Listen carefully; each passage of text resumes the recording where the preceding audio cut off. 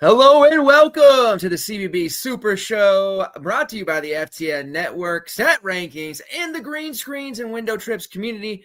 I'm your host, Walter Waddell, aka Dub Deuces 85, the niche sports connoisseur, dubbed that myself. Here, grinding through the college basketball season through week 2. We're already to the weekend just about, and we have a massive slate on our horizons here. Do have a co-host. Been a long while. I got my man Razzle here, Eric Rasmussen. How you doing, Eric? I appreciate you taking time to jump on. I know it's late for you. I go on at all kinds of random times, in the morning, night, midnight, all of that. So I do appreciate you hanging out with me tonight and talking about college basketball. How have you been? How's the season been going for you? I know you had a big win here recently already. And what else has been up? Yeah, thanks for having me again. It's been a solid start to the season. Last 2 nights have not been good, which is kind of par for the course because I took down everything that I entered on Tuesday night. So then you followed it up with just 2 absolute bricks of slates, which whatever, I give a little bit back. That's fine. Props have really been strong as well.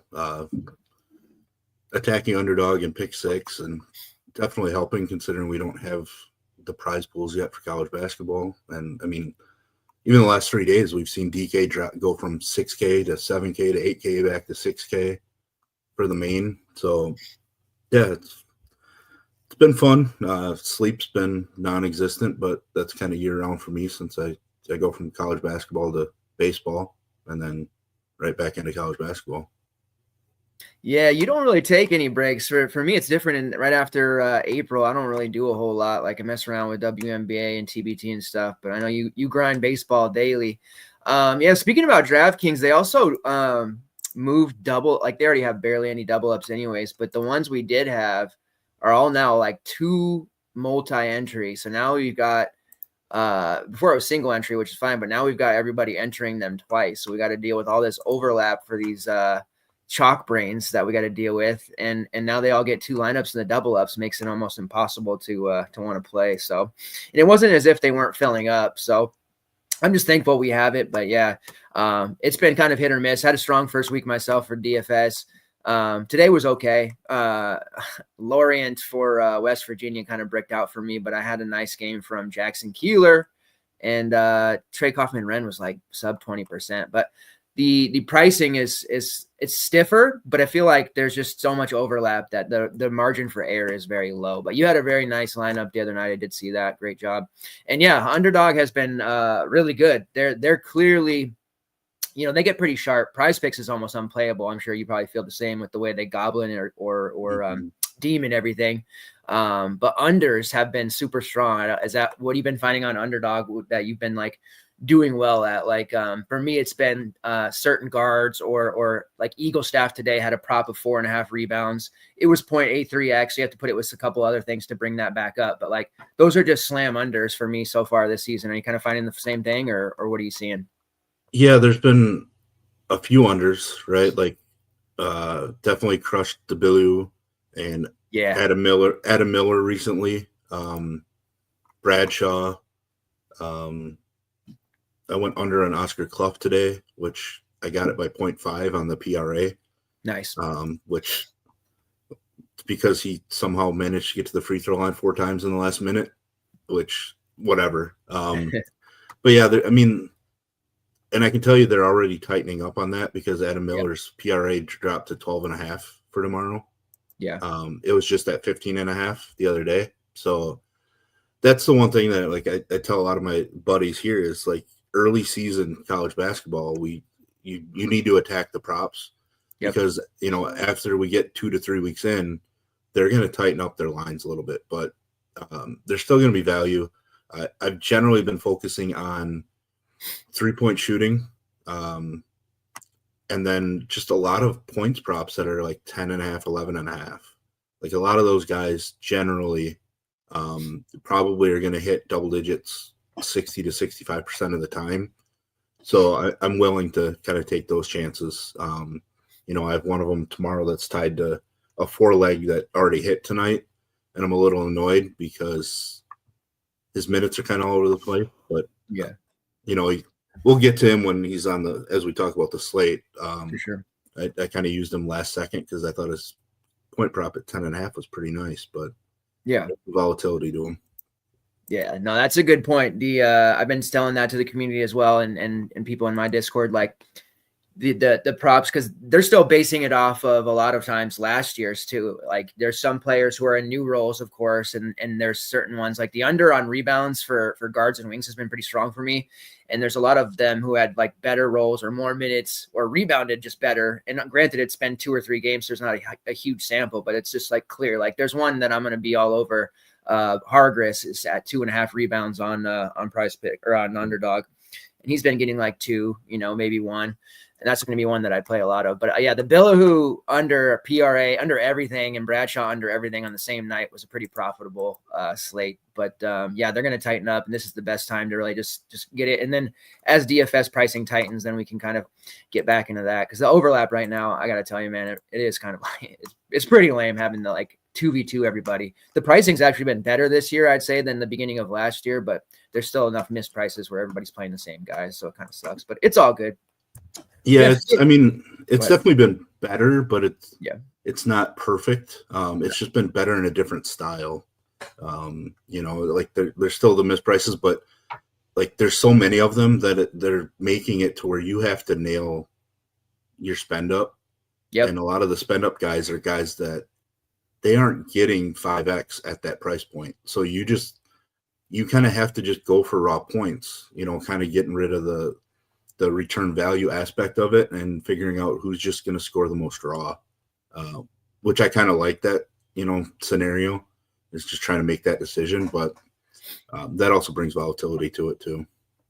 Yeah, and it's made the mid range a little bit tougher, because we've got all these guys in the like 7.5 to 8.6 range that ordinarily would be like 5 or 6K, and it's just like I can't play them because that's just not going to work. And even on this slate, you can see there's a lot of guys who I would deem to be fairly overpriced. But yeah, 50 plus games tomorrow, lots of betting opportunities. We're going to talk about the 11 game slate here on DraftKings. The flagship tournament is the 2K to first here at the $12. I just think they were doing the $10 there for a little bit. I kind of returned to the jam like they used to, but yeah, a pretty decent slate on the horizon. As we work our way through the non-con, we'll have more competitive games, and there certainly are some competitive games on this slate. And we're only a couple of weeks, actually less than that, away from the preseason, early season tournaments. A little sad that the normal holiday tournament, the Diamond Head, which is around Christmas time, is no longer going to be there. I think it's Thanksgiving this time and all the other earlier tournaments. So we actually have to spend time with our families on Christmas.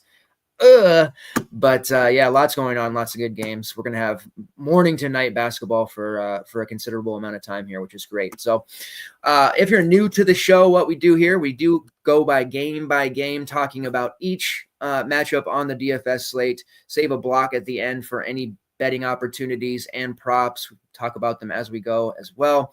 But we've been hitting pretty well earlier. We had the Alabama A&M -1.5 hit. Aiden Holloway over 17.5 points hit. And then I had the Cal K-State under 163.5. Was looking pretty good, but then no defense was played for the last 5 minutes, so I did miss that one. But we'll take 2-1 pretty much every day. All right, let's get into it. First game on the slate here, the Indiana State Sycamores taking on the Duke Blue Devils. Total of 161.5, and Duke is currently a 37.5 point favorite, and they've been covering these big spreads. The Sycamores are not the competitive team that they were, in the Robbie Avila days. So this is a pretty difficult game. I was surprised last Duke slate against Army. I thought Cameron Boozer would continue to have heavy ownership, even at the elevated price and a tough blowout situation. But people were wise, and they did lay off there. He still put up 40, of course, but at 10-5, you're going to need a little bit more than that. So how are you approaching this game with Duke? Because Boozer really feels like the only playable Duke member on this particular team, at least right now. And I definitely am not feeling any of the Sycamores, but what do you got?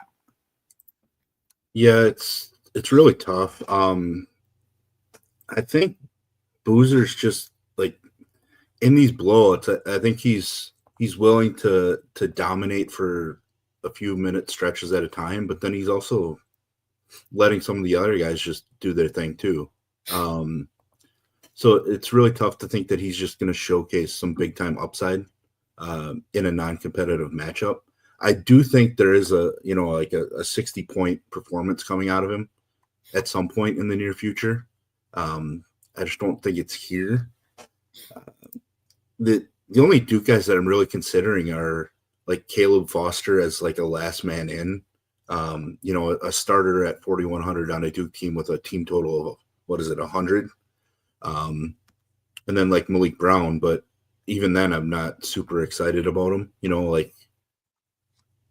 I don't think I can just lock in a 5x return from Malik Brown and feel like I'm going to win the slate because there are some better value, even though they are on lower total teams later on that we'll talk about. And so, yeah, this game's mostly a stay away from me. If you wanted to dart throw Sterling Young on the other side, he's going to take double-digit shots for Indiana State at 4,300. But, yeah, I mean, it's just a game that I don't want to get caught trying to figure out. Yeah, and in years past, we've been able to kind of take some of these cheapies against Duke and have it work out. There was one last game against Army that I called out, and then, of course, I didn't end up using him, but I felt pretty good about Jackson Furman and his high rates. He ended up having that 5 to 6 minute period at the end and putting up 20 real points, and if you used them, he did pretty well. I don't feel that way with the Sycamores just because their prices are a little bit more. You've got guys in the mid 5K range. You mentioned Scott. There are some good players on this team, but really tough to feel too good about Duke. I think there is a betting opportunity perhaps because there is the looming neutral court game against Kansas for Duke at MSG next Tuesday. So potentially, maybe they call off the Dogs a little bit early. I kind of felt like they would do that against Army on Veterans Day, but they ended up just absolutely just demolishing them in the second half. So it's 11 game slate, so I don't want to get too cute here at the beginning, and especially when it's the first game on the slate, there's nothing else around it. We only have to worry about that. I don't want to have to deal with any busts in the first hour. One of the main things I've been looking at, and I'm sure you have too, is throughout these slates, there's been news pretty much every single day. And the later we get into those, latter part of half of the games, people aren't making those changes, or they're just, East Coast people are going to sleep, or they're just not seeing the news. And we're getting guys at reduced ownerships, that are potentially out or new starters. So I like to keep some PMR available. I've been pretty much changing my lineup in the middle of slates every single day. And it's worked out fairly well for the most part. So I don't know that Boozer will have too much ownership because I really felt like he would the other day. But at 10-5, you're really getting to a price point that is extremely difficult to feel great about. All right, let's move on to UCF versus Texas A&M. Total of 170.5. This is the highest on the slate. We had that slate the other day where there was like a bunch of 165s and 170s. The Aggies 10.5 point favorites here against UCF. This is a UCF team that this year underdocking so far. It's been 3 games, but they're playing at an extremely fast pace. The game against Vanderbilt, which I believe was on the slate, ended up being a 105-93 masterpiece. They followed it up by dropping 97 on Florida A&M. They have a ton of guys here. Riley Kugel is in paradise. He's finally on a team that will allow him to shoot through his poor selection, and he won't get benched for it. So Kugel is really in a great spot for him. And overall, this roster for UCF has a lot of guys that are kind of outcasts, but have some viability here. Looking at the prices for UCF, Kugel at 6'9", gone are the days of paying 4, 5, and 5K for him, and even less sometimes. But he's getting a ton of shot volume. I do think he's certainly playable there. Tough, SEC environment here against the Aggies. Kugel right now has a 31.5% shot rate, highest on the team. He's just going to continue to chuck, and he is also contributing a little bit as a facilitator, which we're not used to seeing with him. So he does add some more peripherals as well, but admittedly that price point is a bit high. You've got the Georgetown transfer Jordan Burks there as well at 6'6". He's been solid. And then there is the value play here at 3.9K with Chris Johnson, not that Chris Johnson, but this Chris Johnson. He's played 13 and 14 minutes in each of their last 2 games after missing the first one. And he's got 26 and 19 fantasy points. You might look at that and today, well, it's against a Florida A&M team, but he did this in against Vanderbilt as well. Granted, he hit 3 of 4 from long range, and he's been extremely efficient. 32.5% usage rate, 30% shot rate, and he's made 60% of his threes so far in those 2 games. He was originally at Texas a couple of years ago as a bench warmer, and at Stephen F. Austin last year, I believe. So he's got some pedigree. He's an interesting play at 3.9. We're seeing some of these sneakier value plays end up really just smashing with great rates. We saw it today with who was it? Mufat, I think it was, the former Iona transfer who was like 11% owned, and he had to damn near double tonight in garbage time. So I think there's a play there on Johnson. I'm definitely interested. And as far as the Texas A&M side goes, I don't have a ton of excitement here. They are all very cheap. The most expensive being Rashawn Agee at 7.4. No interest there, but they're looking like a fairly deep team. And I think that they're going to be, they got their doors blown off by Oklahoma State the other night, by the way. They're looking like a team that's going to go 9 to 10 deep. I'm not really down with this rotation. They have some pieces. We know if Pop Isaacs had a horrible game. He's there. Rylan Griffin, who's been everywhere around the block. Marcus Hill was at NC State last year. Zach Clemens, who, had coming out of high school, all the upside in the world for Kansas, but never really got it going. He's playing pretty well off the bench. Josh Holloway, the Samford transfer, who's an elite passer.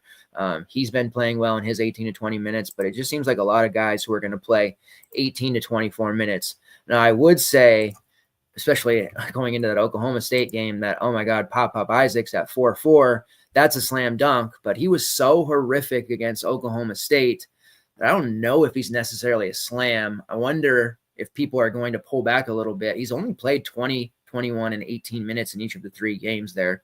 Do you have any concerns about Pop? And is there anybody else in this game that you're kind of considering? There are some concerns just because I don't know that he's really back in game shape yet, from his surgery and everything. Yeah. His minutes have trended up each game. And the plus, I guess, from that last game, even though it was a blow, he did take 11 shots. So, like, he took the shots, he just didn't make any. So, like, the trajectory for him is in the right direction for wanting to use him. So maybe I need to be a little higher on him. Like, I've already written up that game for my notes, and I only, I have a confidence level at like 2.5 stars on him. So it's not very strong. But I don't love the team. It's such a huge team total, but you mentioned they're like 10 deep. Just wait until Mackenzie Mbako comes back. And all of a sudden they're 11 deep. So speaking of, I haven't looked to see what his status is. If he magically returned, he's only 3,400. And that would be somebody that you'd want to play then. But it's such a deep rotation. Like Federico probably is in play at 3,800. He's just not an offensive guy. And on an 11-game slate, like, it's similar to the Malik Brown play with Duke. Like, will I be happy with 18 fantasy points from him, as one of the earlier games once that finishes up? Will I be happy with that 18? I don't know that I will be. So for that reason, like, it's just really tough to get onto A&M, despite that strong team total.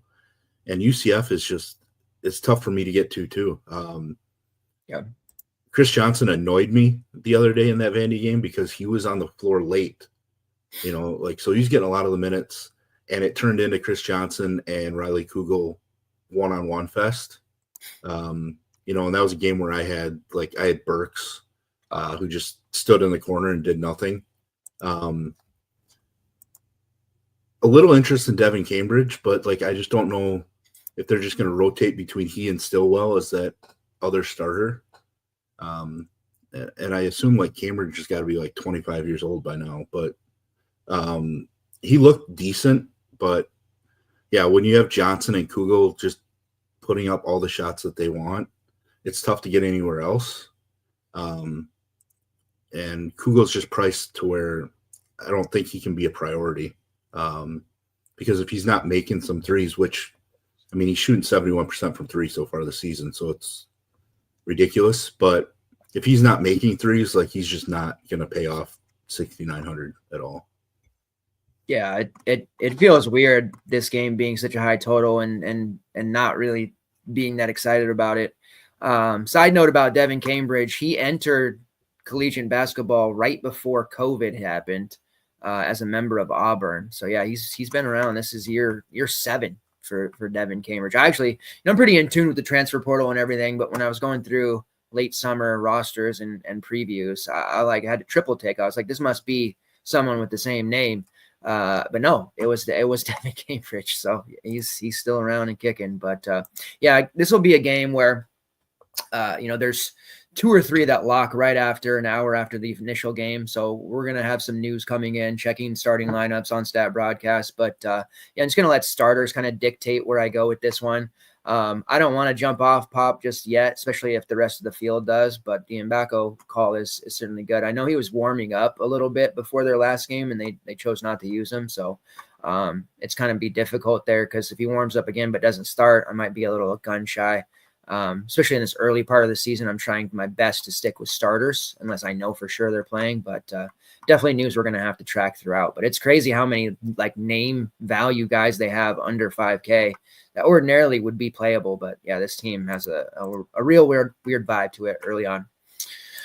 All right, moving on, we have Xavier versus Iowa, a total of 144.5. God, man, gone are the days of fast-paced Iowa, I guess. They are favored by 14.5. Seems like a ton of points, but you know what? This Xavier team is awful. Very, very bad. I think that there's a huge betting opportunity here on the Iowa side. I don't much like their roster either, to be honest. I know there's some good players on here we're going to talk about, and it fits because of who's coaching there with Ben McCollum. But man, this game just looks awful. I might be looking at some under team totals here for Xavier, because they got blown out at the Cine Center by over 20 points in Santa Clara. And that was one of those games where everybody in the whole world, even your sister as a tout, picking Santa Clara plus 3.5. And it was just it feels like a trap then. And it was no trap. It was an absolute demolition. I will say Roddy Anderson imported into the starting lineup along with Philip Borafikayan overall, right, and Jovan Milicevic. Roddy Anderson put up 29 points, which I think might be his career high. I don't remember him scoring that much at any point. So pretty interesting to see that. But it just turned into a situation where he got to do a lot of one-on-ones and nobody else really willing to do anything. This Xavier team looks dead on arrival, and it's going to be a long first season here for Richard Pitino, it appears. They struggled with Marist. They struggled with Lemoyne. I think they might get their absolute doors blown off here by Iowa. But as far as DFS purposes go, I don't know. This game I don't have a lot of confidence in. And Roddy Anderson, of course, with the way DK is pricing now, I appreciate it. They've jacked up Roddy Anderson's price. So if we wanted to consider using him, he's now 7.3. That might be a little tough to get to. And I damn sure don't trust anyone else on Xavier right now, regardless of price. I know that Messina Moore the other day was fairly chalky, but he had a bad game too. So where's your head at for this one? Yeah, my head's going back to Messina Moore just because the $900 price drop stands out to me. A little bounce back. I was all over him the other day, and he obviously completely crapped out, but it's not the greatest spot for sure. I like Borovaikanen a bit. Price increase, not the greatest, but he's active, doing enough. So he's somebody that I will sprinkle in. even then on the Iowa side, like it's really tough to want to play many guys at all. Like, I mean, Bennett Sturts, obviously. And then Tavion Banks is the one guy. He's the guy that I referred to earlier. I bet his points prop at 10.5 on with the underdog with my slips. He's coming off of a terrible game and he barely played. I guess, I mean, he played, it's just fewer minutes than I would have thought, but he was dominant in the first game. Scored double-digit game points in 60% of the games last year. He's just one that I was kind of betting on, like just what I've seen previously out of him, knowing that he's good enough to be a double-digit scorer. So, but yeah, when I made that selection with that slip, like I felt super strong about it. And then the more I started researching tonight and doing notes, like I kind of backpedaled a little bit, but it's just the one where I want to trust what I saw last year. Yeah. And then even in game one this year, because he did transfer over with Coach McCollum. Like he knows the system. It's quote unquote a transfer up, but I don't really think it is. At least in this matchup, because Xavier is just not very good defensively. So yeah, he's the one guy that he's 3,500 and he could go 8x. So he's the guy that I'm playing over, like Federico and Malik Brown in the 3K range. Yeah, I like that. And when I was looking at the underdog props that were currently on the board right now, that was one that did stand out. And I didn't put up a lot of stats in their last game, but he's just super active. And like you said, he's been good in this system. And just like you look at the options on their roster here, they don't have a lot of guys that I feel like they can go to when they actually need points besides Sturts and, obviously Fodrieris down low. It just seems like Banks can slide into that kind of third role or third scorer role. So yeah, I do feel like that's a pretty good call out for sure. All right, let's move on to Northwestern versus DePaul. Total of 140.5. Northwestern is a 7.5 point favorite. Starting with Northwestern, I have been extremely disappointed in one particular player for them, and not elated, but feeling decent about another. Let me pull up the right team here. The player I've been disappointed in. And I had him, there's several players we've had pegged for breakouts, and they're well on their rate, guys like Juke Harris, a few others. But this particular player has not done quite well. His name is KJ Wyndham. He hasn't started any of the games, and he's playing less minutes so far this year than he did at any point over the last 2 months of last season. And we know he started the first couple of games last year as well, and he really seemed like an obvious candidate to break out, but minutes haven't been there. He played 14 against Cleveland State. He had like 2 assists. I think he took 2 shots. He's taken less than 6 shots in all 3 games, not combined, but he has been absolutely atrocious, and I can't quite figure out why.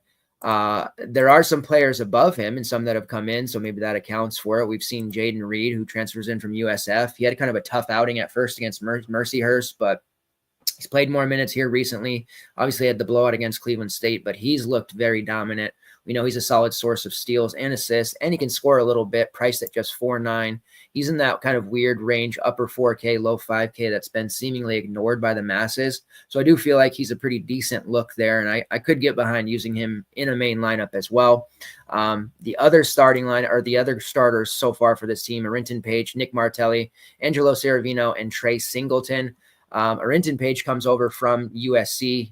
He's been playing extremely well. That's why you see the price point. This is what I'm talking about, whereas like some of these players that we're just so used to seeing them at, mid price or 4 or 5K, and they have the production to justify this price of nearly 9K. But I mean, in what world are we paying that price for him against a team with a pulse? Like if he's continuing to produce this level against power conferences, then yeah, by next month I'll start considering it. But I just can't jump into these what I perceive to be non-con heroes. I know you're familiar with that term just yet. Martinelli has been a guy in the past that's been priced up very high, so he would be the one that I would play if I'm going to pay for somebody here. DePaul started out looking pretty good. They had a bit of a letdown last game. There's a couple of other players here value-wise. Ciravino at 4-2 if we think he's going to get more than 20 minutes. But, man, I just can't stop looking at KJ Wyndham every Northwestern game. And I told myself when he comes in the slate, I want to be ahead of it if, he gets this 20-plus minute game or he wakes up and starts reverting back to how he was playing last year. Because you remember late last in the season, you couldn't even fade him. He became, I believe, almost 6K, and you still had to continue to play him because he was putting up 30 with regularity. I don't know if the presence of Jaden Reed is the reason why this is happening, but at least it's encouraging to say, against Mercyhurst, he had 11, 7, and 1, put up over 20 fantasy points, still very capable. But, man, the last couple of games, he's been very disinterested, and the minutes have shown that. This is an interesting spot to target Northwestern. I don't know if I want to take the spread, though. There's a bit too many points for me to feel comfortable about against DePaul on the road. Now, DePaul's coming off a tough loss against Buffalo as well, 66-53. DePaul started off the season with 2 very good wins over Chicago State and Stonehill. They're Chicago State and Stonehill. But Holtman has them playing really well, and there's some very talented players on this roster. But that was a huge letdown, inexcusable loss to a Buffalo team that I'm not sure they're going to be all that great in the MAC this year. The relevant names to know here for DePaul, or at least the starting group: CJ Gunn, Layden Blocker, NJ Benson, Theo Pira, Justin, all back from last year's team. They also add Brandon Macklin, who was on Radford last year, to round out that starting 5. They have RJ Smith, Caleb Banks, and Jeremy Lorenz as your main rotational pieces. NJ Benson has probably the most upside on the team. Priced at 6.9. This is kind of that lost price point as well. I'm noticing the 4.9 to 6.7 to 6.9, 7K range seems to be lower end here because a lot of people like to do that stars and scrubs thing. And the pricing does kind of pigeon you hole into that way. And people are used to doing that in NBA. So you kind of hit this zone of players who are going under for what they should be. I do like NJ Benson quite a bit at the 6.9 price point. I think CJ Gunn has some upside at 5.8 as well. And then Blocker at 6.8 is probably a little bit out of touch there for me. But between Gunn and Benson, I don't want to call them matchup proof by any means, but they seem to be the 2 that do show up in these games against upper tier competition. So those are the 2 that I'm considering the most. And then Jaden Reed on the other side with the caveat that I'm keeping a close eye on my man, KJ Wyndham, because I need him to be a thing, not only for Dynasty, but I just felt like he was going to be a guy that, we relied on each and every slate this year. And that just hasn't been the case yet. What do you see here? Yeah. Jaden Reed's probably going to end up a core play for me. Just the rates and everything are just solid. I like the way he played at UCF previously, so he's just kind of transferred in and kind of taken over that role that I thought, coming into the year could have been, or at the end of last year, coming into this year, could have been like, Jordan Clayton, KJ Wyndham, like those guys taking that big step, and he's just stepped in. So at 4.9, he's going to be one of my core plays probably. There's some decent options in a later game, but I'm a little different than you at the top. Like if I am going to spend on one of the Northwestern guys, it would be Page, only because I just don't think Martinelli's peripherals are enough to get him a value return, where Page is active enough to get all of that.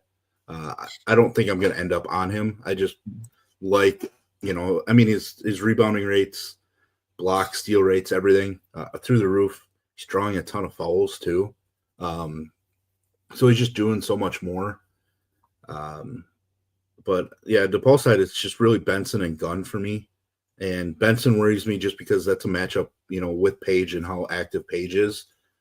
Both of those guys draw fouls, so one of those 2 is going to end up in foul trouble at some point. So it might be just a spot to avoid those and look at Gunn. He's just going to take a ton of shots. Positive regression is going to come. He's 3 for 17 from 3 so far. So at some point he's going to make a few. So he's at a price point, like you mentioned, that I don't think anybody's going to really look at. So that kind of bumps him even more up my rankings or my desirable list. Yeah, he's been absolutely chucking. Top 80 shot rate or top 90 shot rate at 32.4%. And you mentioned 17 threes attempted. Those got to go in at some point. He's also got a block rate of 3.7% so far, which is a career high through the first week of the season here. But super athletic. I don't think he gets enough credit for his athleticism. But yeah, this is an interesting game. I feel like it's going to be a little bit under owned. So I'm definitely feeling like maybe a mini stack here could make some sense. All right, moving on, we have Georgia Tech taking on Georgia, total of 147.5, and the Bulldogs are currently a 13.5 point favorite. Man, Georgia Tech has had trouble with health from the jump. This was something we saw all of last year with them. Now they're rolling into the new year with the same issues. Break this one down for us. Yeah, I mean, this is a game that I don't plan on having much exposure to at all, which kind of frustrating. I feel like I played guys from these teams a lot last year. And I always like Ndongo, but he doesn't look the same. Obviously, he was hurt coming in. So he might just not be ready to go. But Mosila is basically doing what I thought Ndongo would be doing. Double doubles, blocks, steals, etc. Just racking up stat line similar to Ndongo last year.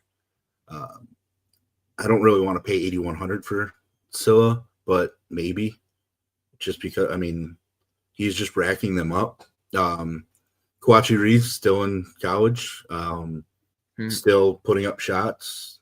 It's basically Georgia Tech's version of Riley Kugel. He's cheaper, so I think he's kind of in play, but I don't really, want to rely on guys who are just mainly scorers at this point, especially on larger slates. Smaller slates, it makes sense because you get that one guy that goes off scoring, and you have to have him. Slates like this, you don't really need to, follow that. Georgia side, they're just so deep. They're playing so many guys. Their leader is Millender at 57% of the minutes, and then Blue Cane at 54. I think the only guy that I'm really interested in is Blue Cane. He's been adding more peripherals this year, where previously we thought he's just a scorer shooter. Catchings has looked all right, but I just don't really want to pay 6,700 for him. Having a matchup with Ndongo, I don't really love it, but yeah, it ends up being a game that I probably won't get to.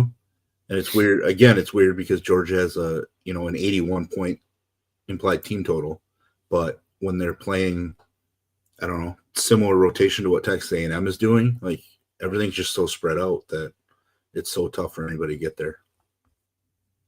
Yeah, and Georgia Tech has a lot of similar archetype players. They had to get Silla. It made sense. He looks like he's going to be great, but they have Ndongo kind of doing the same thing as you mentioned.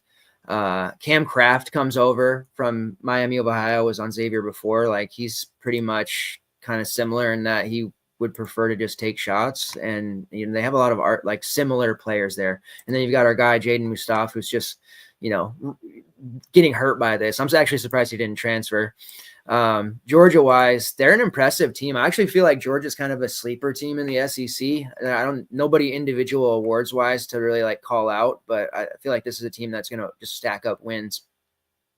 I'm very surprised Dylan James did not transfer. Could you imagine if he would have went to a MAC team or a Mountain West team, what he could do? I feel like he'd be putting up 40 or 50 fantasy points a game if he had, but shout out to him for remaining loyal. He's put up 19 plus fantasy points without eclipsing 18 minutes in any game yet. Dylan James is awesome. Definitely feel like Millender at 5.2 is playable there, but as you mentioned, it's kind of lean. There's a lot of players in that same range. The freshmen that they got have a lot of upside. Jake Wilkins has scored 20 or more fantasy points in each of his 3 games. Kareem Stagg has shown some flashes. They have a very solid roster, but yeah, there's going to be some difficult decisions if you choose to roster from this team. If you're running the multiple lineups, doing the max entry thing, I think it makes sense to get some exposure to some of these guys at these prices. But I just can't feel confident enough to play any of them in my main build. Even Dylan James. Dylan James is 5.4. You can't play him at that price here with all these guys. But man, there's another universe out there where he's just putting up double-double, triple-double numbers at Ball State or something. All right, let's move on to our next game here. Michigan versus TCU. Total of 156.5. Now, when I did my notes, it was at 7.5, and it quickly moved to 8.5. I couldn't even get that bet fast enough. I do have a bet in it now. Like I got to go over the whole board, but right now Michigan -8.5 against TCU feels like the lock of all locks, and I don't want to jinx it because I don't like saying that word. But TCU is awful. This is a really horrific TCU team in my mind. Yes, it's early, but I don't see this roster really turning it around. They got beat by an okay New Orleans team. They blew the doors off St. Mary or St. Francis, and then Lamar, kind of an okay Lamar mediocre team, pushed them for a long time. And we had a Lamar plus 20.5 in that game. So don't respect TCU, and they covered. Now they've got to deal with Michigan coming to town. Yes, they're at home, but Jesus, the TCU front court is already ailing. They've already got some injuries, and they're going to have to deal with the three-headed monster that Michigan has. This is just a really poor start stylistically for TCU. We've had some decent value when they have been on the slate. Guys like Micah Robinson have smashed. He's there at 3.7, but going up against his front court, that's going to be a very tough ask. Xavier Edmonds has played pretty well, and David Punch is having a career year early on, and it kind of could tell that was going to be the case. But guys like Brock Harding, I don't feel like are all that good. Jaden Pierre, we know the story on him. Like, he's hit or miss. This just feels bad. Michigan, I definitely want some exposure to. This is a weird one, and I'm very intrigued to hear what you're going to say about breaking this team down. Yaxel Lenenberg last slate, like his price dips, right? He doesn't start, had the hand wrapped, whatever. We were able to get off of him because it's like, if he's not starting, I don't want any piece of him. We played Morris Johnson. They both smashed. Then we get this price dip to 9K, and it's like, damn, Yaxel's back in the starting lineup, 9K. We know the numbers he put up at UAB. We saw the numbers he put up in the exhibition game. Granted, we have to take those with that grain of salt. But a 9K for Yaxel, this is going to look like a silly price in a couple of weeks. All the way in there. And he, in 33 minutes, so he was out there, only puts up 21 fantasy points. Might we see a situation here where Yaxel's not able to do things he's used to because Ademara, who played 37 damn minutes in the overtime game against Wake Forest, the most by far he's ever played, putting up 55, by the way, takes away all those rebounding opportunities, and he's dropping assists like he's a point guard out there. Mick Cronin, he's got to feel like an idiot right about now. And then you got my man Morris Johnson, who has turned himself into an even better scorer. We know he's got a lot of upside. He's a great rebounder as well.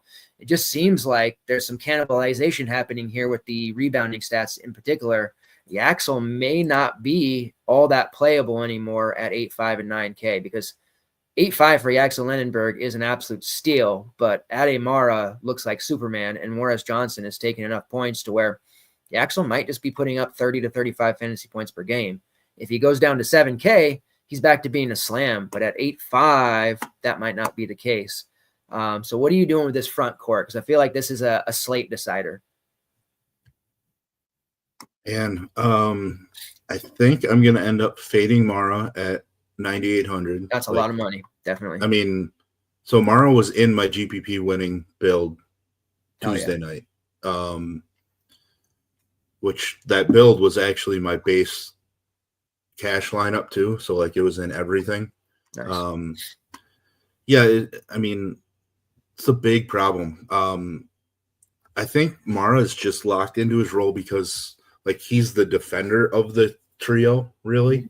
Yaxel was pretty decent at UAB, but I think Mara's just like that anchor on the interior. So like his minutes, I think, are just always going to be safe, pending foul trouble. Yaxel, like I kind of want to go to him at 8,500 and think, maybe the third game in, maybe he wakes up again. He took more shots last game, so like from the offensive standpoint, he looked better. He just didn't make them. So like I suppose that makes him look not very great, but just the fact that he's willing to take more, 7 threes, which I don't necessarily love because he was a guy that could just dominate in the paint so much, with UAB. So maybe it is just him trying to understand his role more. Like with UAB, he did play alongside, Christian Coleman. So it was another big out there on the floor with him. But I think of the three, it's probably just play Morez if I'm going to play any of them. Take the 2K savings off of Yaxel and just play for the upside. I don't really love it right now. but I will have exposure to Morris. Like I don't love Elliot Cadeau jumping up to 9,500.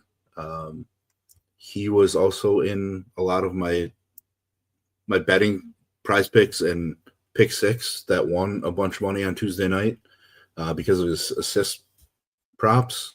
But 9,500 is ridiculous. I'll pay mid 7Ks for him because of like his peripheral upside. But yeah, once you get up to 9,500, like I don't think you could pay for 80% of my entries, and I still probably wouldn't roster him.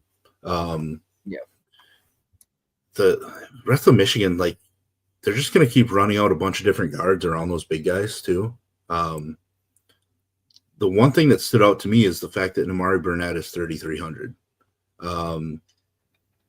I have him in Dynasty. It's painful to have him in Dynasty. But a starter on a team that's got a projected total of 83, a guy that's going to, can take up to double-digit threes and make them at a 40% clip. Like I have to be interested, but I just don't know if he has the upside to match. Like I think I'd almost rather gamble on the other side with Micah Robinson at 3,700.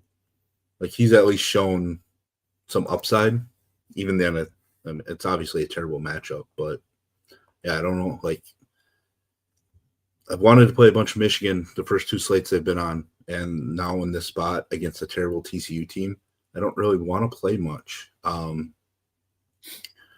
Trey McKinney, like he's been real nice. Looks pretty good as a freshman. Getting more and more minutes. I don't know. Like it's still tough to play a bench guy. And I'm with you on the betting side of it. This was one of the games that I had written down. Like I was shocked. I didn't see it at 7.5 when I did my notes. It was already at 8.5.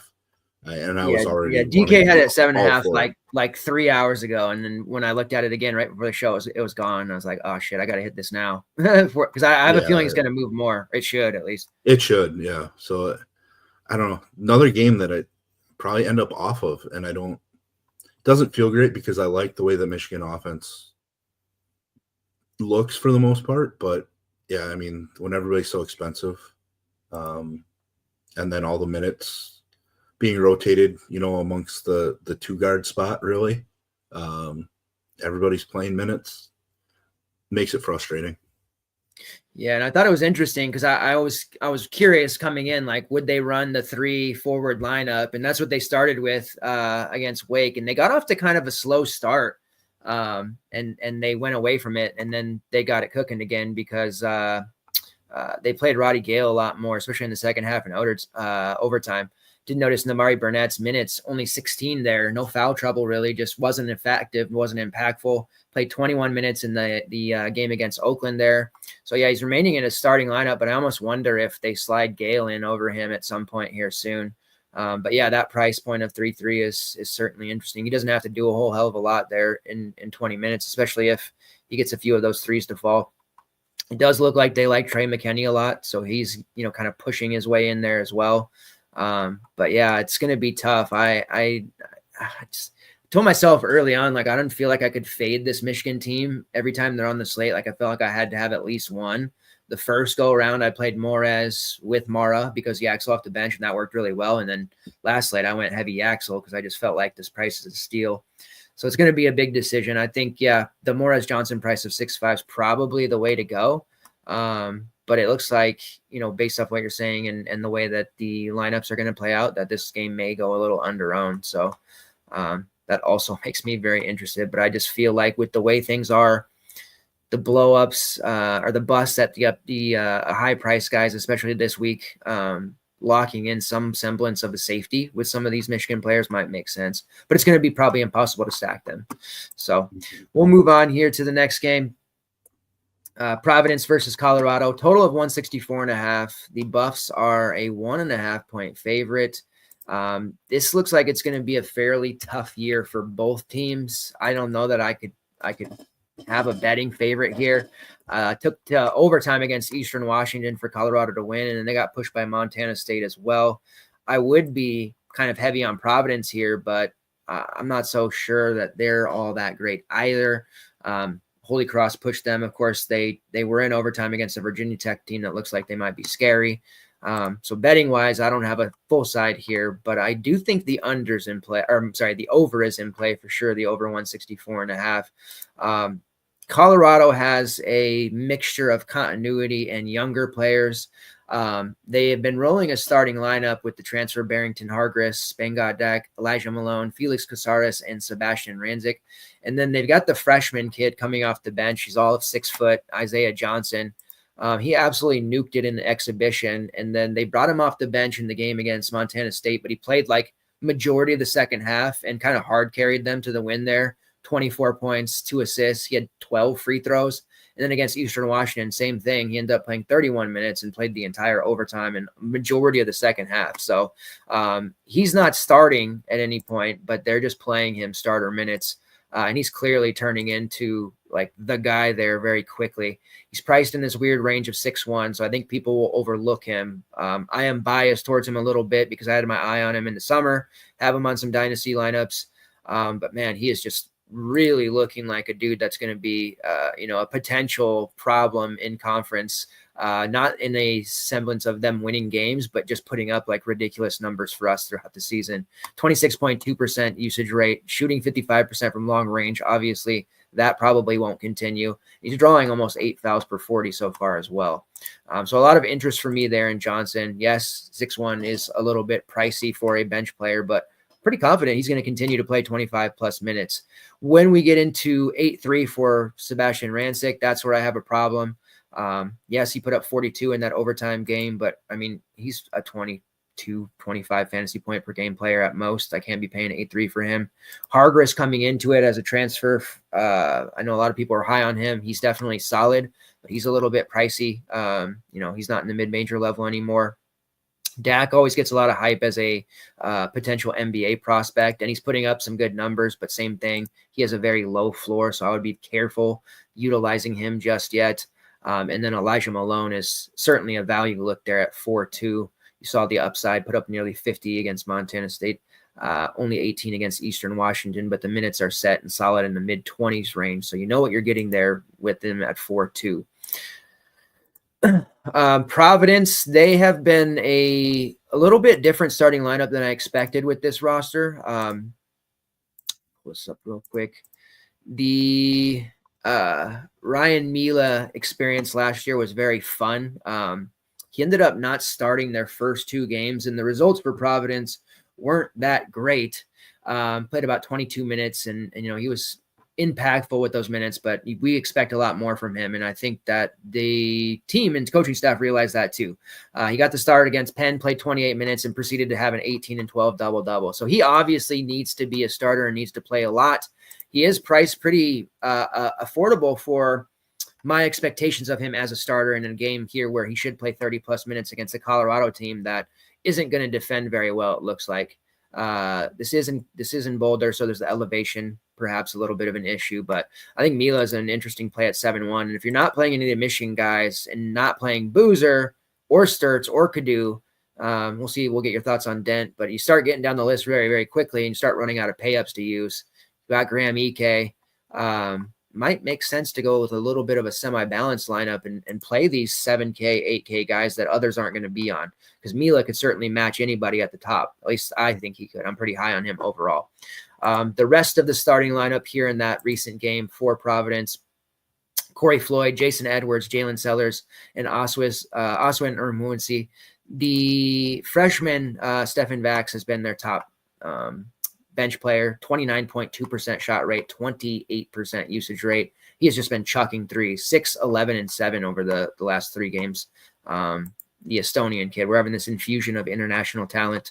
But he's a very intriguing prospect and somebody that I want to play at some points, but 5'6" here, he may not get into my lineup, but I definitely recognize he's a whole hell of a lot more of an exciting prospect and somebody I think has a way higher ceiling than Corey Floyd and Jason Edwards, who we've seen in collegiate basketball for 3 to 4 plus years at this point, and they just kind of are who they are.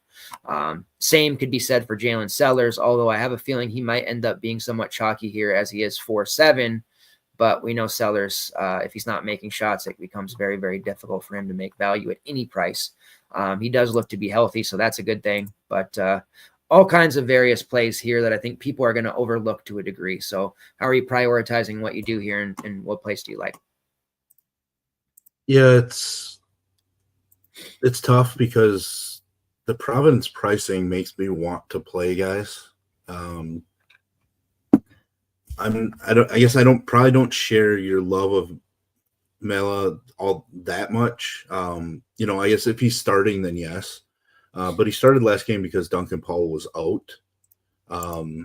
So like if Duncan Powell returns, I don't know if Mela is going to be starting.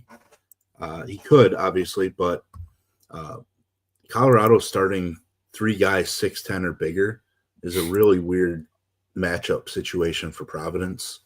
But yeah, like I like Vax, and I will play Edwards. I will play Sellers quite a bit. Just because, like you said, we do know what they are. They don't have like the prospect ceilings, of a guy like Vax, but we just know what we're going to get out of them, and they're just priced a little too cheap for the fact that both of those guys are playing, taking 29% plus of the shots, and they're both taking a bunch of threes as well. Sellers is my preferred just because he's $900 or $800 cheaper than Edwards, but I mean both guys I think in this spot, because I do like Providence more than Colorado. Providence is kind of a betting possibility for me, even though it is on the road. I think they're just a little better than Colorado. The Colorado side, like I just want to play Elijah Malone some, but it's also tough to get too heavy on a guy that only takes 13% of the shots when he's on the floor. That's relying on him to hit the boards a lot, which I think is tough to do considering, like I mentioned, Colorado does run out 3 guys that are 6'10" or bigger. So like there's some game-to-game variance when it comes to rebounding, especially when you have Dak, whose defensive rebounding rate is ridiculous. He's number 1 in the nation at 47%. So like it's tough, but like that Elijah Malone price point, in a vacuum is really nice. Because obviously he's shown the massive upside. Yeah, they're 2 teams that I just don't plan on targeting a lot this year. But in this particular game, especially Providence pricing, I feel like I just have to play somebody. Probably won't play Edwards and Sellers together. I'll just kind of rotate them amongst, some of the builds and hopefully get the one guy that's making the threes, probably include Vax in that group and just hope I get the 3-point shooter correct. They all have similar enough assist rates that nothing really stands out for any of them. So yeah,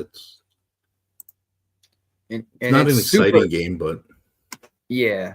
And it's super early, but Colorado's 3-point defense has been nearly non-existent to this point. Obviously things will normalize, but they've been getting hit by some snipers here. Especially it was more prevalent in the Eastern Washington game where they gave up 9 of 16. But I watched part of that because I had Eastern Washington in that game. Spread wise, and Colorado was not running anyone off the line. It was like the kind of the opposite of what we remember Tad Boyle teams, those successful like mid 2010 teams being. I'm sure they'll fix it, but yeah, there's some upside there for Providence, especially their shooters. I certainly don't think we can play both together, as you mentioned. 2 of the Providence values. I just think that limits the upside a little bit, but yeah, definitely some pricing opportunities there. All right, Arizona versus UCLA. Former Pac-12 buddies here. A total of 154.5. Arizona is a 2.5 point favorite. UCLA dealing with some early injuries, but it does look like they will have their full allotment of at least their relevant players here, with Donovan Dent shaking off a muscle strain, Eric Daly coming back a couple of games ago. So they'll have their guys. This Arizona team packs a serious punch. Should be a close game, I think, but I do like Arizona betting wise. What do you like here? I don't really like much. It's more pricing driven. Like I just don't love the potential upside from any of the plays. I think a lot of UCLA is just too expensive. Daly, Billadu, Dent. Dent against Jaden Bradley. I don't like the matchup for Dent, especially coming off of missing a game. Obviously, Dent can blow up and score 30 game points at any point. I just don't think it's this spot. In Arizona, another deep squad because of transfers, freshmen, etc. I do have a little bit of interest in Koa Pete, just because everybody wanted to be on him after his monster game. He's kind of come back down to earth the last couple. Now I think it could be a spot where he kind of shows up a little bit more. Jaden Bradley's fine, but I don't really want to target UCLA games either. So it's definitely a pace down spot for Arizona themselves. So like tend to just not want to play them. So usually I'd be on the UCLA side, but I just don't. Trent Perry's price skyrocketed because he came in, replaced Dent, and blew up, especially in the second half last game. So like he's not playable. I obviously mentioned Bodu and Daly. Maybe Booker, but even then, 6,500 is ridiculous. With him going up against Awaka and Krivas, and I mean, all the size that Arizona has. So it ends up being a game that I'm going to be off of, which is, I guess it's good for building wise because there's multiple games now where I've said, like, I just want to be off of it. So it helps eliminate games on an 11 game slate a lot more than, traditionally for me. I like digging in to find the one or two guys from a random game that can go off that nobody wants to play. I just have a hard time with these games. Yeah, and I almost feel like, most of the daily players on these slates for DK is like regulars like us, but there are still some that trickle in, and I feel like this is one of those type of games where people will feel obligated to try to play somebody from it. So there might be a little bit of edge full fading it because of the restrictive pricing. I'm thankful that the first UCLA slate and the first Arizona slate, I had to have all the Xavier Booker at 3.8. Felt good about that. But yeah, at 6.5, I don't want any part of him at that price against most teams, let alone Arizona. And then on the Arizona side, Ivan Karanchikov starting over Tobawaka there. He was the popular play. It's probably still a little bit lower owned than he should have been at 3K as a starter. And then, most of us went back to him after that. And then exactly what you would expect to happen happened. He played reduced minutes because Krivas played well. Waka was great off the bench. There's too much cannibalization there with the revolving door in the front court. One game will be Krivas, one game will be Karachkov. It's going to be really hard to pin. Most of the time there, I'll just take whoever's cheapest because I feel like they won't bottom out necessarily. But yeah, there's going to be a lot of difficult decisions, I think, ahead with this Arizona team because I think they will end up on the optimal, at least one player, a lot more than not. But this is a spot where I think we can safely get away from them with such a large slate. All right, North Texas versus St. Mary's, total of 131.5. This is a lowest on the total, kind of the old school Virginia. This is a Raz game here. With St. Mary's, a 12.5 point favorite. Some nice continuity here with St. Mary's. North Texas coming off a pretty disappointing experience. Was it yesterday? Yeah, it was already yesterday against Oregon State, where they were up by double digits there the last 5 to 6 minutes and proceeded to melt away there and allow Oregon State to win that game. So a pretty tough little road trip here for the Mean Green. 2 days later, having to play a team like St. Mary's that, is a potential tournament spot. St. Mary's 3-0 here to start under Coach Randy Bennett. Elite defense as usual. They've been blowing teams out. This is a decent test for them against North Texas, but I'm not sure how competitive the Mean Green are going to be here after just getting their soul ripped out. The starting five that we're seeing here with St. Mary's, at least early on, familiar names: Mikey Lewis, who was a popular breakout candidate to start the season; Paulius Maraskis, Joshua Dent, and then the other two starters are Kevin Gadd and Andrew McGeever. You're probably not as knowledgeable about a 7-2 center that they bring in. He didn't play a lot as a freshman because they had so much front court depth, but he did not start their first game against St. Thomas. They started in the last two games, and he has played 36 and 28 minutes, controlling his fouls and playing some really quality minutes. He has been a rock-solid rebounder and shot blocker, as could be imagined for somebody at 7-2. Did expect the other 7-footer on their roster, Harry Wessels, to play a lot more. Did he? I don't know if he got banged up. Did he? He started their first game. He missed game 2, okay, and then that's barely played game 3. All right, so maybe he slides back into the starting lineup here. He is priced at 3.9 if he did, but he didn't. Even as a starter, like he finally got that opportunity and he had pretty solid rates last year off the bench. He still didn't produce all that well, and it was a blowout spot, so did lose some minutes there. But I still, from what I saw last year, have some interest in him at 3.9 as a kind of secondary value piece there. Mikey Lewis is only 4.8. I don't know what happened there. This is what I'm talking about. Like DK's been great with their pricing. They have, guys have a big game. They reactively price them up, and that's how it should be, right? But somehow the algorithm or whoever is doing this misses things like this. And this is going to make Mikey Lewis an extremely highly owned piece. So now we're already playing 7v7, and there's going to be other overlap there as well. You can say what you want about North Texas historically, playing slow, being a good defense, but they've got a new staff. They've got some new personnel. I don't really care who the St. Mary's is playing outside of maybe Houston. And even then I'm still probably having to play Mikey Lewis at 4.8. So I would imagine you feel the same. Paulius is even very cheap at 5.7. Nobody on this St. Mary's team is really priced appropriately. For some reason, Liam McCampbell is the second highest priced player on the roster. And he just played more because of the blowout last game. So it's not even if he's an actual look there. So Mikey Lewis at 4.8, absolutely all day long.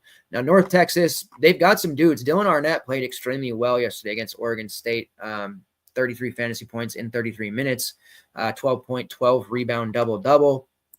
But, man, I just feel like they're going to be kind of gassed out here after that one. The only player I really have any interest in here at this point, and it's weird to say, is Will McClendon. He's priced at 4.5, getting a nice nearly 1K discount from what he was against Oregon State. He's been putting up about 20 plus fantasy points. He was absolutely useless at UCLA and got quality minutes. Couldn't do anything with them. Became pretty good at San Jose State. And now he's got a nice role here with North Texas in a rotational role, not getting starters minutes, but he's playing a decent chunk, and he has scored double digits in each of those games while also rebounding at least 3 or more in 3 of his first 4 games. So I do like Will McClendon there at 4.5. I don't think he'll get a lot of ownership. The St. Mary's team tends to scare people away because historically under Bennett, they have been a solid defense. But we have some clear mispricing in this game. And Lewis Chalklock is going to be something we just have to bite the bullet on, I suppose. And anything else you want to add to this one? Again, I assume you want Lewis as well, and anyone else here that might be a sneak. This is a classic razzle spot here, an old school Virginia game, if you will. Yeah, this is the game that I kind of referred to earlier. There's just guys that are too cheap, considering and the reason I say that is like both teams are used to playing this type of basketball. So it's not one team coming in and just getting bogged down by the opponent. They're both in these type of games often. And like you did mention, I was going to bring up like new coaching staff a bit and a bunch of new players for North Texas. It's not the same, or not going to be the same. Like they are slower, so that's still the same, but I just don't think they're going to be as strong defensively overall. And St. Mary's is just always so efficient offensively. Mikey Lewis, Morauskas, guy that, I paid 7 and 8K for in some spots last year. He is one of those guys that can just disappear at any point. Yeah. Couple bad turnovers, couple fouls, and like he's in the doghouse in a game. But like his upside for 5,700 is ridiculously strong. Joshua Dent starting for St. Mary's, and he's 3,500. He's just another way to get up. What did he put up in the opener? I don't have it in front of me, but I think wrote down he had an 40. 18-6-3 line with 3 steals. Like, just a starter on a team that has such efficient offense. He's just somebody that we have to consider at 3,500. North Texas side, like, yeah, it's McClendon.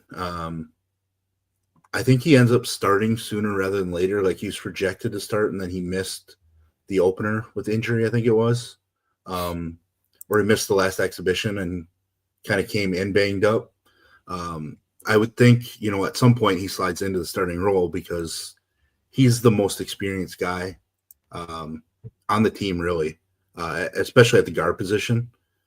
And then Ja'Shawn Stevenson is a guy that, I just played for more than what he is in this spot.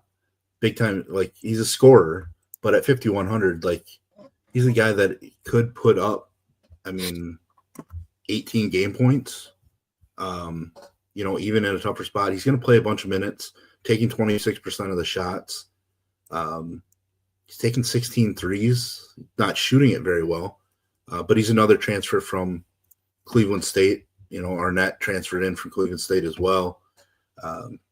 He's just a scorer that probably should be priced higher. So, there are really 4 guys in this game that I think are just priced too low in spots, like I mentioned, that they are used to playing. Like McClendon started out at UCLA, so he's used to a little more grinded out style anyways. He didn't transfer in from some up-tempo squad and is trying to adjust. So, yeah, it's just one of those games that I like to target because nobody else is going to. Outside from Lewis, I think everybody's just going to play Mikey Lewis. He'll pop in all optos for obvious reasons. And Daniel Robinson, who's their coach now, you mentioned the 2 Cleveland State transfers. I think they have a third. He was at Cleveland State for 3 years, and pretty much all 3 years he was outside the top 150 in tempo. So yeah, they're just used to the. I don't think you can come to North Texas and coach unless you plan to be slow and knock it out. I know they had Tony Benford a few years ago who played fast, but yeah, this is just kind of the style that North Texas plays, even with a new staff. All right, rounding out to the nightcap games here, we got Washington taking on Washington State, total of 160.5, the basketball version of the Apple Cup. The Huskies are 9.5 point favorites. The football team can't win on the road. The Badgers, man, that was a tough game for me. But they can win on the road as a basketball team, and this is just right across the state here against the Cougars. A little bit of news here for the Huskies. Bryson Tucker, who has been a starter, suffered a severe ankle injury in their most recent game. He's going to be out for the next couple of weeks. It's a tough break. He's the Indiana transfer. He actually fits into this system under Coach Sprinkle really, really well. You'll look at his statistical output and think that it's just been okay, but he's been an aggressive shooter in this offense. And honestly, is tailor-made for it. Probably not much of a play if he was healthy at 6'5", but really good fit. He's going to definitely hurt not having him. We're also waiting for Des Claude to the transfer from, USC, Xavier, everywhere in between. He's also been dealing with the ankle issue that has kept him out of playing in any games this season. They're going to see how it goes. I have a feeling he won't play, but we'll see. And that has led us to having to start the 2 high-ranked freshmen immediately. And I kind of whiffed this a little bit in our dynasty draft because I wasn't expecting J.J. Mandequit to start, but I also wasn't expecting us to have so many injuries. He's down there at 5'1". He's a supreme passer as a youngster, a lot of developing still to go, but he's looked very good. The game against Baylor, he faded at the end kind of expectedly. But for the first half and into the second half, they played really well. And the freshmen did not look rattled one bit. Like Mandequit did end up turning the ball over 5 times, and he got a little overwhelmed in the second half, which reduced his minutes. But I was pretty proud of the way that he played there. And then we have the big man who's, if he keeps doing this, probably going to be a one and done. Hannah Steinbach, who is priced at 8.9. I also wasn't expecting him to be this good this early. And this is my own team that I follow. So a bit of a surprise to me and a lot of people, but they have both been tremendously good. Steinbach has put up 35 or more fantasy points in each of their 3 games.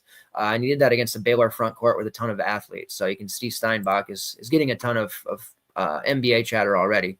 And it also thrust him into a bigger role because the Lipscomb transfer, Jacob Ognjenovic, was expected to be a starter for us in the front court immediately. And of course, we lost him for a long-term injury. So it's thrust these youngsters into a much larger role than I think was expected.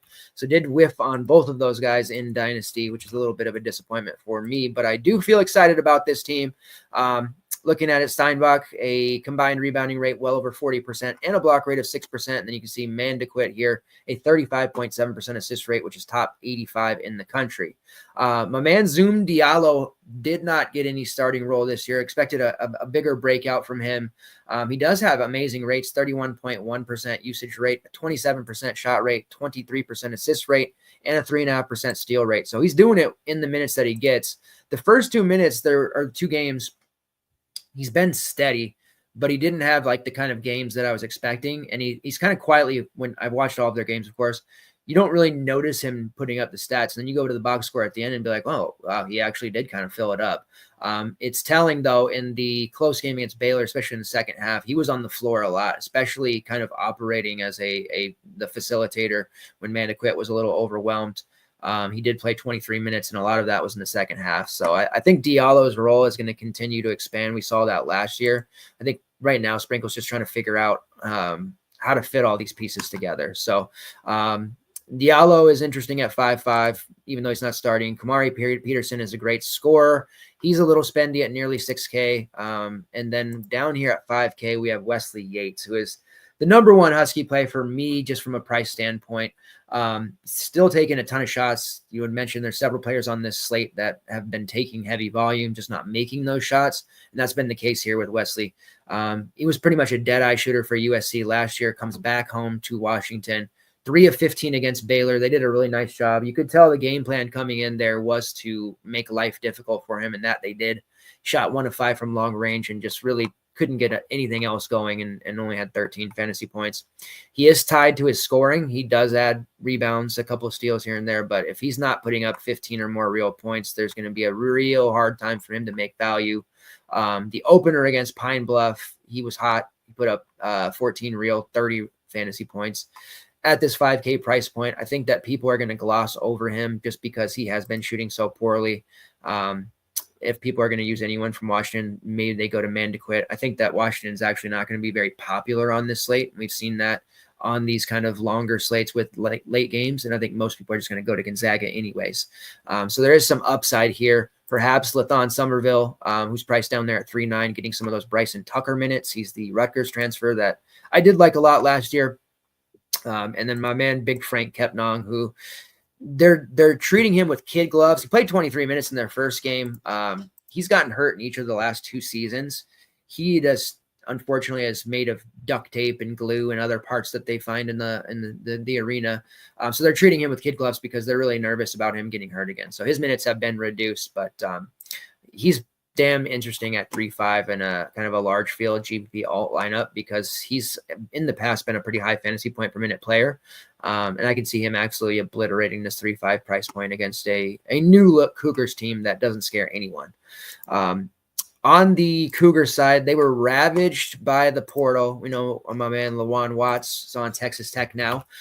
Looked pretty damn good the other night. And David Riley had to really kind of just revamp the entire thing.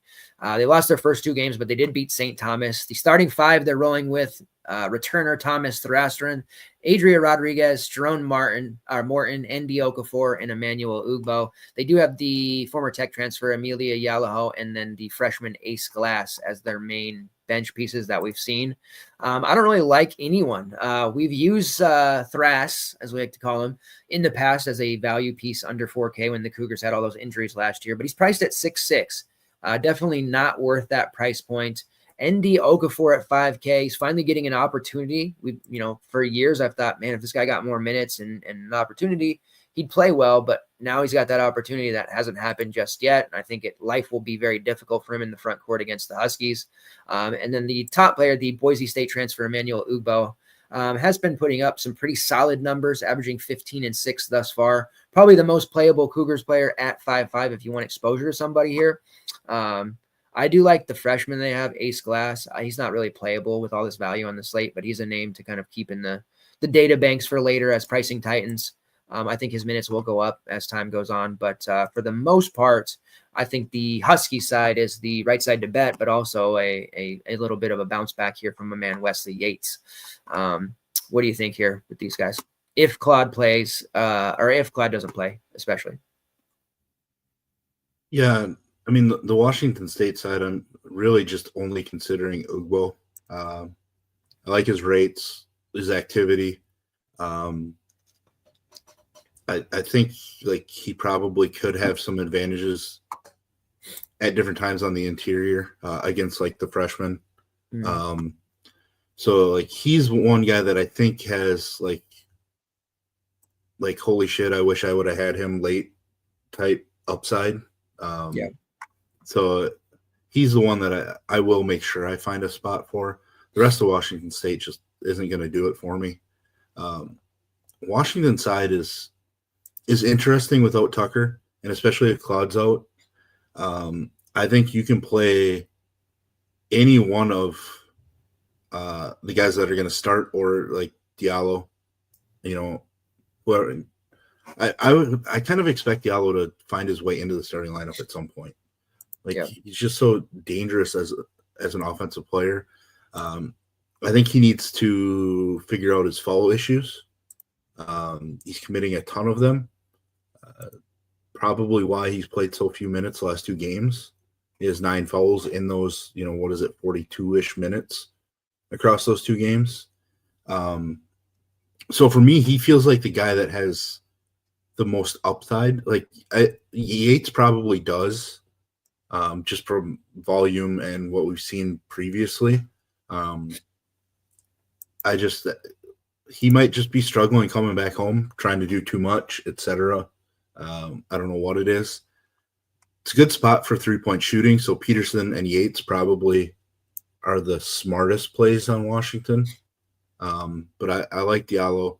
Mandequit's probably fine. I think I just would rather play Yates for the upside or Diallo because when he has the ball in his hands, like good things can happen a lot more. So I just don't think I can pay $8,900 for Steinbach, but I mean, maybe like he has looked good. So he's probably somebody that you have to consider sprinkling in, but yeah, I just like, I wouldn't have a problem having multiple of the 5K guys of Washington in a lineup together, to be honest. Yeah, I think a stack could work here, and definitely if you're doing the MME thing, kind of rotating through that price point, because there's going to be at least 2 that hit at a pretty like maybe not as Varn used to say, like a gotta have it score, but 2 kind of scores that push you over the top. So that stack could be somewhat interesting. Diallo's, man, I've seen him live several times. I always come away thinking like, Jesus, this guy's a future NBA player. He's so aggressive. He has a real nice bag of moves that don't get talked about enough, breaking guys off the dribble. But he is way too aggressive on defense, and he reaches a lot. His problem last year, his foul rate, especially in the middle part of the season, was really high. He just reaches too much trying to make these highlight steals, and I that's kind of what's been happening now. So I was worried about the adjustment with all this infusion of guards that we're bringing in, especially with Dez when he's healthy. But I like Diallo. Yates played 37 minutes. Mandequit had a 30% usage rate. There's just like a lot of mouths to feed here, but Tucker being out definitely changed things, and they might even have to go with a little bit of a smaller lineup at times here. So yeah, I like the late night stack here because, like I said, I think most people are just going to go to Gonzaga. Gonzaga is always popular. That is the last game of the slate. Gonzaga versus Arizona State. Total of 162.5. The Zags are a 12.5 point favorite. The one call out, man, his price is way up now. The way I broke down the Gonzaga game going up against Creighton was that, Braden Smith, the Colgate transfer, he's had his struggles off the bench. The more experienced overseas kid, Mario St. Superi, MSS, would be the sneak. And he did come in lower than 30%, which I was happy about. And he put up a massive game, back-to-back 30s. Now he's priced all the way up there at 6.6. So that fun ride might be over. But I'll have you start us out with this game. Which way are you looking? Who do you like? And what do you think? Yeah, I mean, I'm going to go back to MSS just because he was on that lineup that absolutely nutted on Tuesday. Yeah. Like I had Ike and him as my hammer, and it just they just ran away from everybody in every contest I was in. I think he just looks better in this offense as a point guard than Braden Smith. And 2 years ago, I was absolutely in love with, Colgate Braden Smith. Yeah. I thought transferring to Gonzaga was a good move. I thought redshirting was a good move. But then now when I see him this year and compare him to St. Cyprien, like I think MSS is just a better point guard for that offense at this point.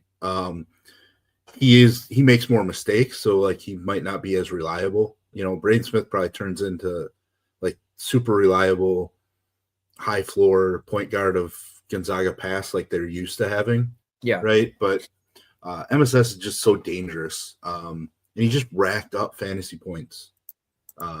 Just every 30 seconds I would look over at the play-by-play, on one of my monitors, because I was sweating out everything, and like his name would a steal and a layup and a steal assist, a block and assist, like just popping up. So maybe it's a little bit of me just chasing what he gave me the other night, but I got to play him just for shits. But somewhere, right? Yeah, I mean, EK is probably the guy, the 9K guy that I like the most. Like, he's just so good. Only took 10 shots against Creighton. Still, went over 4x this price point. One guy that has really, I guess, surprised me for Gonzaga, Jalen Worley. Obviously, big-time name at Florida State. Just could never get anything going. Couldn't shoot, coming out of high school. And maybe it was just because Florida State, they wanted to play 26 guys every night. So they played, 14, 15 minutes. But he looks like a different player. I can't pay $7K for him, but he's a guy that, once prices kind of correct and he drops back down to the mid 5Ks as a bench piece, I think we just play a lot. The problem with Gonzaga is like they're pretty deep, right? Like, yeah. I mean, Adam Miller, who talk about, I love betting his unders. And it was a sweat the other night with his under.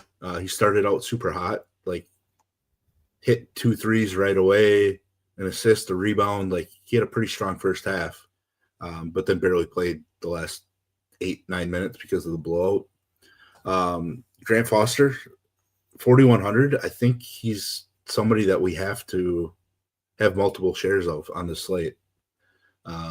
Rough game against Creighton, but he didn't really have to do a lot. He did take 7 shots. He just struggled from the field. But his first 2 outings with Gonzaga, super strong.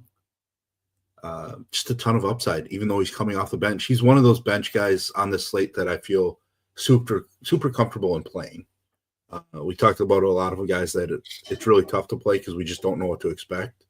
Yeah. I think with Grant Foster, we can expect, 20 to 24 minutes, 7 to 10 shots, handful of them from 3, getting to the foul line, grabbing some rebounds. Like he feels like an upside play. Braden Huff's always in play. He might not be as much this year because of how deep Gonzaga feels. Last year felt like they needed him to do more, he or Greg, to go with Ike in that rotation. But now they have so many more guards that I just think Huff just doesn't have to do as much. But, against Oklahoma, he did take 17 shots in his 25 minutes. So I think for 6K, if he has the upside for 17 shots and a near double-double, I think we have to kind of sprinkle some in, even though if we think that his upside's kind of capped because of the larger rotation. I can't really get to Braden Smith, but Arizona State side, I just don't know what to do with them. Not a team I looked into. This is the one game I didn't get to before we got on the show. I was able to get through 10 of the 11 games, but nice. The last couple of years, Arizona State's just been a shit show. So why do I want to rely on them? I'd just rather play the Gonzaga side and not worry about it. Obviously Mo Odom is fine. Does enough across the board. So if he makes a few more shots, like he probably has 5x in his bag for this game, but I'd rather pay 400 more for EK because I don't know that I'm getting to this last game of the slate with, what is it, 17.6 in salary available to play, he with EK and hope they go back and forth. Just because it's relying on Arizona State just seems like a losing proposition, really. Yeah, and even though it's on the road for the Zags, first real road test, their defense, man, this is the first year, their defense has been solid for years, but this is the first year where I've actually felt like, man, we might have to take a pause on actually targeting against them because they're that good. In this ASU team, they have a lot of new pieces, but they're also, can't forget that they're coached by Bobby Hurley, who is just is awful for the most part. There's a lot of hype for the freshman Masama Diop, the 7'1" kid. He's getting a lot of NBA talk already after the big, performance that he had. Statistically speaking, it's been okay, but he's made a ton of highlight reel plays in the first 2 games. So there's a lot of chatter about him. And then the kid Santiago Truett had a big game against the formerly Dixie State, now Utah Tech. He's an easy fade. His numbers, speaking of props, we'll look at it here in a second on Underdog, seem a bit inflated. So he's a candidate for unders as well. But yeah, overall, this ASU team, they're all the relevant guys priced up, and then it's the same situation with the value pieces. They're just going to take turns going off. Like off the bench, they've got the Oakland transfer, Alan Mukeba, who was really good last year, has put up some numbers. There'll be games where he probably does well. Marcus Adams, who used to have a fairly high pedigree coming out of high school, highly usage at CS Northridge last year. He's barely playing for Hurley right now. So there's a lot of unknowns there. I do think the Gonzaga side is the right side to bet. And then also, of course, EK is one of the best pay-ups. I do kind of like Braden Huff at 6K. I feel like Huff is a guy that, nobody's really going to use, nobody ever uses, but we know the upside is there. There's a lot of mouths to feed, so he's kind of lost some of his rebounding upside, but he's still scoring at a high clip. They're feeding him the rock a lot down low on the block. And he's only priced at 6K. So I think he can easily put up a 5X number at this price point, especially if there's foul trouble to be had anywhere else. But yeah, that glaring Tyon Grant Foster price of 4-1 is going to be really hard not to go and just shove him into every lineup.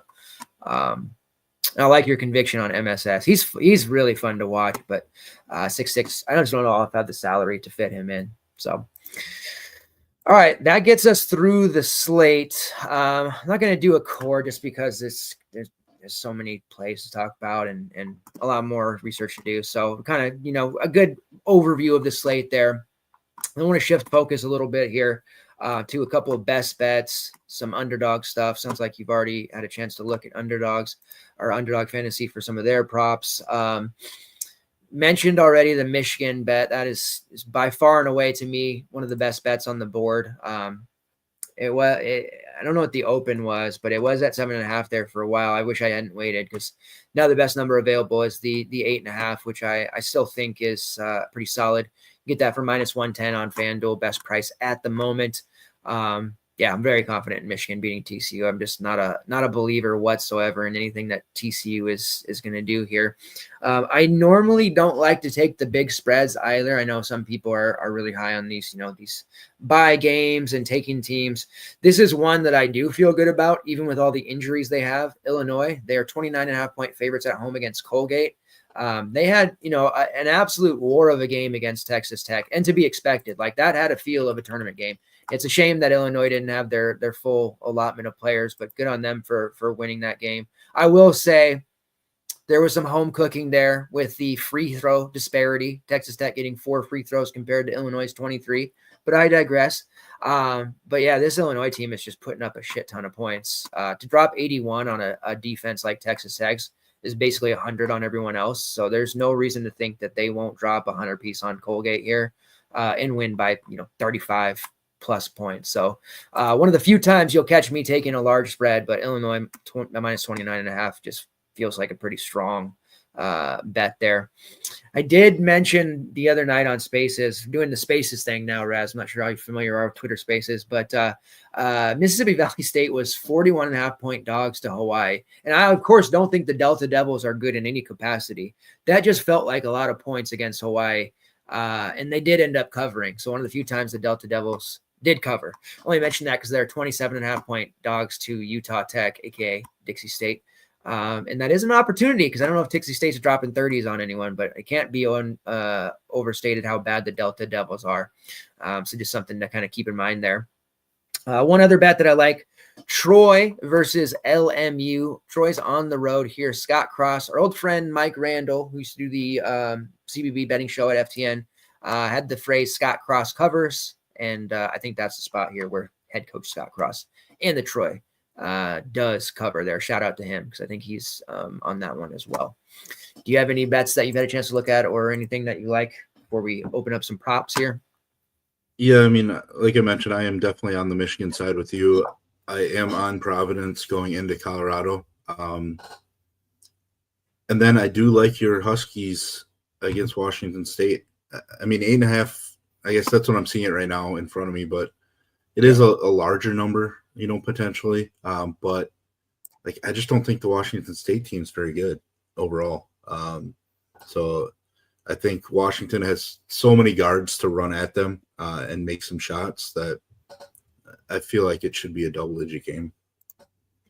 Yeah, and it might be worth waiting because market there it was at 9.5 before, so now we're getting a better number. I wonder if there's some fraudulent steam coming in there because they do see. I mean, there's the injuries, of course, that might be pushing some of that number, but yeah, this is a really bad Cougars team. They were actually had a very talented roster last year, and as you can see, a lot of them hit the portal or went pro like Coward, and they still barely won any games, and they have a significantly worse roster.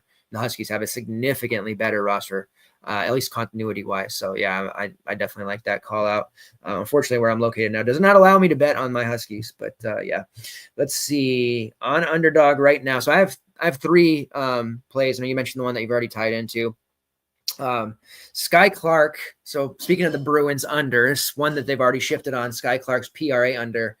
They had that at 17.5 to 18.5 recently. It's now 15.5. I still like the under. Sky Clark had his opportunities, right? There, Donovan Dent. That news, I had already locked that under in at 17.5 and was like, shit. And then the news came out that Dent was out. Like, oh crap, that's going to be a loss. Clark did play 32 minutes, but 8 points, 2 rebounds, 3 assists. A very kind of just putrid performance. And at the end of the game, Mick Cronin, even though UCLA won, handily 83-62, he let his team have it. Trent Perry had a good game, but there was some shots taken at Sky Clark by the Angry Elf. So I'm still hitting this under 15.5 PRA for Sky Clark with Donovan Dent coming back. Jamar Brown's just been better than Sky Clark. Clark's been in this, system for a while now, and he's just shown no improvement. And it's been a tough road for him, right? He transferred from Illinois after all the hype, showed some things at Louisville. Like, he's just one of those guys that I'm saying he is who he is at this point. And this is not a very good system for his skill set. Barrington Hargress, the guard that's transferred to Colorado, I have him under 2.5 rebounds. These are the ones that I felt are a pretty big edge.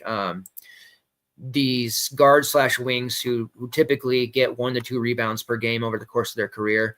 We had a really solid edge today on Eagle Staff from West Virginia. They had him at 4.5 rebounds. That was an easy under. The kid, Michael Gray on Wichita State? Let me just make sure I have that in my notes correctly. Michael Gray, his was at 4.5 rebounds. He ended up having 3 today. He typically hovers around 4 over 3 to 4 of the course of his career. So there's been a lot of those type of numbers that I've been taking advantages on. It's really tempting to hit the overs, but this is a really good time to be smashing these unders. Barrington Hargress under 2.5 rebounds. So far this year, he has 0 and 2. And then, you go back to last year, 2, 1, 3, 1, 2, 2. He had a 4 in there. Like, of course, he's going to get some rebounds, but over the course of his career, his rebounding rate has been about 9% combined. non-existent from an offensive rebounding standpoint. So I'm really not worried about Hargress getting too many rebounds. Would I like that to be 3.5? Absolutely, but I'm comfortable there.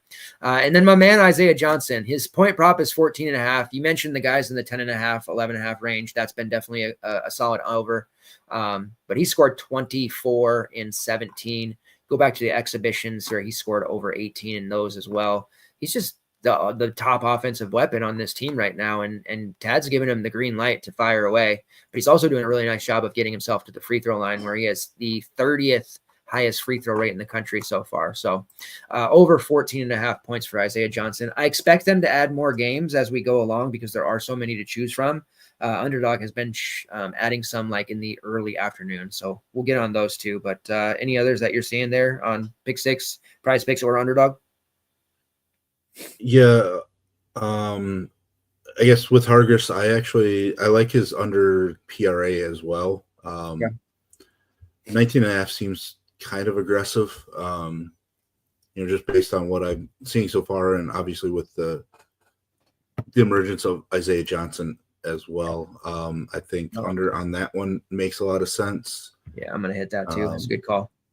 Another guy that I've been taking unders, I'm actually going with an over. Adam Miller, over 1.5 threes.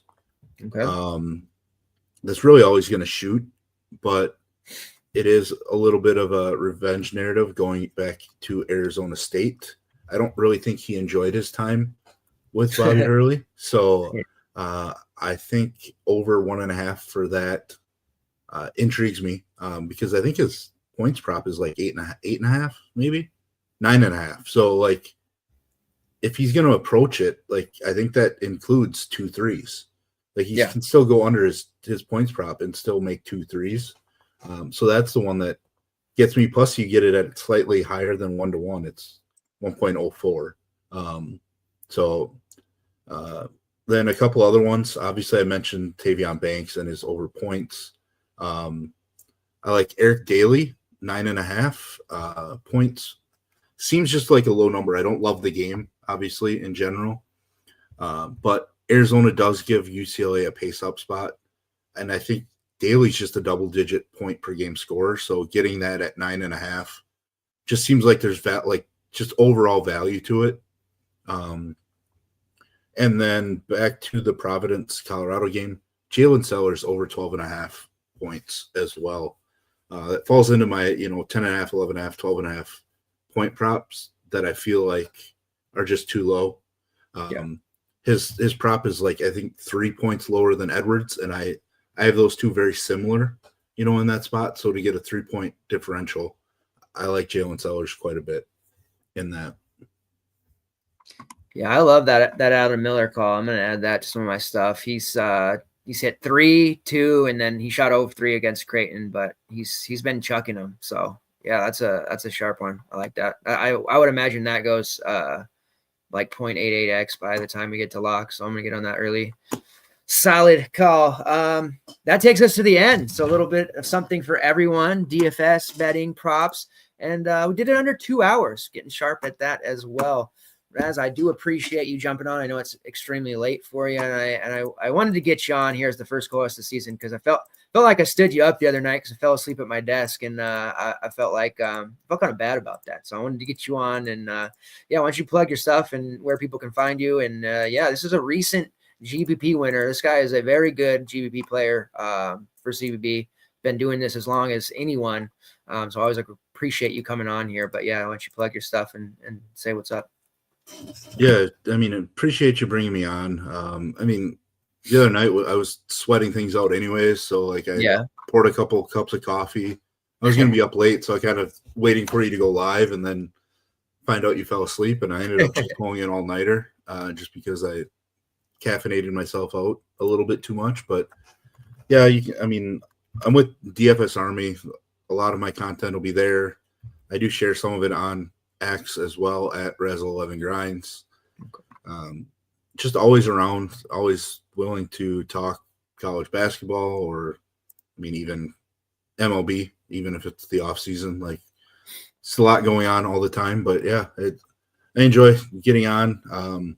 Obviously it is almost I guess it's 1:45 a.m. here, a little later than I'm normally used to, but it's fine. I'd be up late trying to go through 11 games anyways, so just forced me to get started earlier and maybe relax on Friday a little bit more than I might have.